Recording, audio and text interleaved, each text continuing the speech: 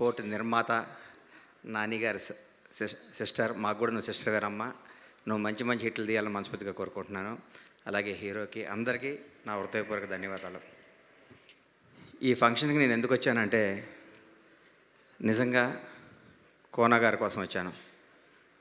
కోన గారు ఎంత కమ్మని వారంటే ఎండాకాలం తర్వాత వర్షం తొలి వర్షం పడినప్పుడు కొట్టే మట్టి వాసన ఎంత కమ్మగా ఉంటుందో కోన సాన్నిహిత్యం అంత కమ్మగా ఉంటుంది.